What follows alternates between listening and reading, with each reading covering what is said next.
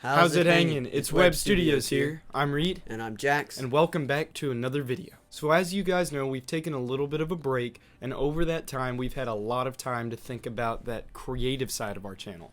And the main creativity part that we've been thinking about is our Sensational Spider-Man TV show. We've been thinking about it so much, we're almost done with the first episode writing-wise.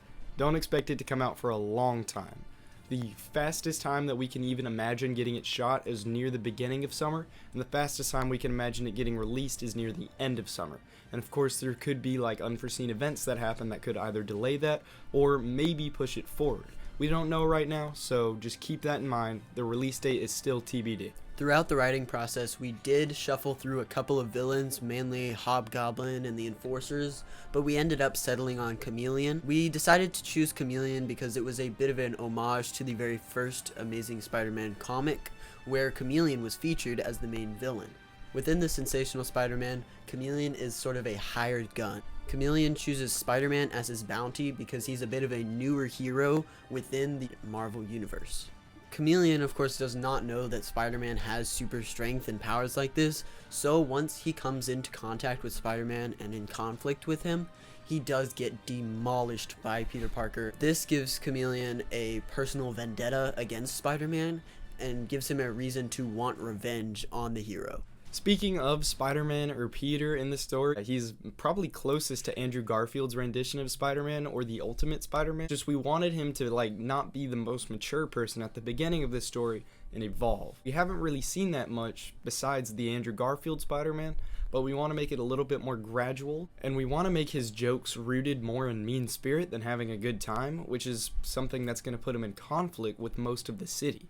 In fact, he's definitely a bit of a loner. It's hinted at that he's made contact with some other heroes. However, none of them really invited him to join their team, or none of them have really wanted to spend any more time with him. Just because he's a bit of a butt. He's kind of a butt face. No one wants to really spend time with him. Basically, nobody in the city likes him.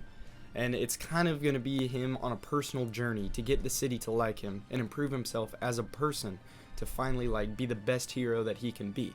Speaking of some kind of progress we've made with the Sensational Spider-Man, we've actually figured out the suit. We got a pattern from LB Cosplay. He graciously made it for us and sent it to us completely free as a favor, and we are very appreciative of what he has done for us, and we are going to get this suit printed at Heroes Time. When we get it printed, we are going to do a shiny blue, which is kind of a reference to the comics and also to No Way Home. And then we also wanted to do just some extra little details, like a leather back spider and maybe some puff painted white parts. And if you want to know how to do that, you can watch the video up here. But what we really wanted to do is just make it look homemade but look like Peter still put effort in it. So that's our biggest goal right now. So we want all of the materials to feel tangible, not like they're all printed. Like Peter actually stayed up all night sewing this together. So that's very important that we achieve that homemade feel. And Peter's a little bit more of a newer hero, so he needs to learn how to put his suits together better. This homemade suit also allows Peter to improve his suit throughout the episodes of the season to help make it more of a normal classic suit that you would see from the comics, as opposed to something that's more unique and different that we started with. So Peter is just going to slowly, over time, improve his suit and come across new improvements and new tweaks that he's going to make to it. Right now, our biggest problem is casting. We currently have a one-person cast, and that's me as Peter Parker, and every other character that we have in this first episode is not there. Thankfully, this first episode right now takes place right at the end of summer, so we don't have to cast a lot of the key players in Peter's life just yet. Like no Mary Jane, no Gwen, no Harry, none of that yet. However, that will eventually come into play, so we do need to keep those in mind. Right now, it is just a first episode. It's definitely a pilot. It's an introduction to this world. It's an introduction to the character of Peter, but it's not an introduction to his high school career, which we want to save for later episodes so it can be more layered, so that you already understand Peter, so you can already figure out how he's going to interact with other characters based on your knowledge of him and his personality.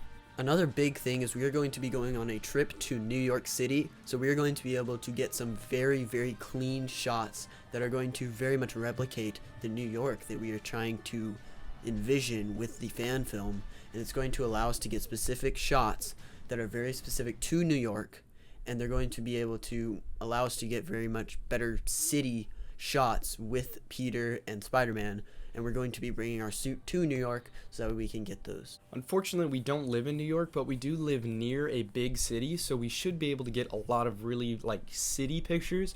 However, what he was saying about trying to get the extra New York details, like super famous landmarks like the Statue of Liberty or the Empire State Building or the Flatiron Building, stuff like that, we want to make sure that we can get shots in New York for. However, we are a little bit limited by budget and time, so keep that in mind. But we really think that it's going to be a great opportunity to get as many shots as possible in New York. Some of the villains that we are planning on including are villains like Doc Ock, Electro, Punisher, Hobgoblin, and Kraven mainly as one of the big bads of this first season. Now, I'm sure a lot of you guys are wondering why we're going with Hobgoblin and not Green Goblin. Now, that's actually a very interesting question, and the real reason is because we've had Hobgoblin adapted 2 times.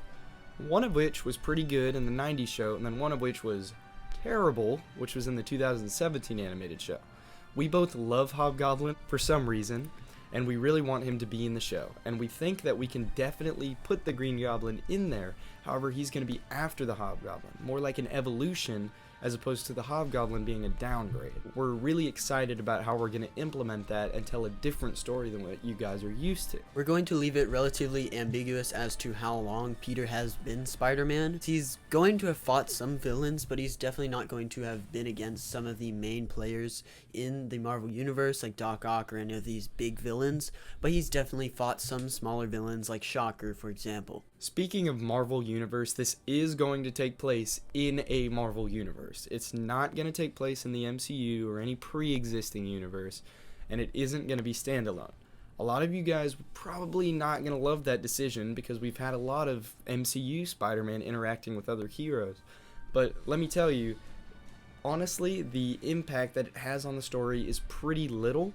The only thing is that it shapes how the city views Spider-Man. It doesn't really shape the story as much, it just shapes the themes and the ideas that the city has against Spider-Man. And Spider-Man will eventually come into contact with some of these characters, none of which in the first episode, at least not planned yet. So definitely don't expect a lot of impact, but you can expect some references and some great ideas that we have that'll let you build the universe.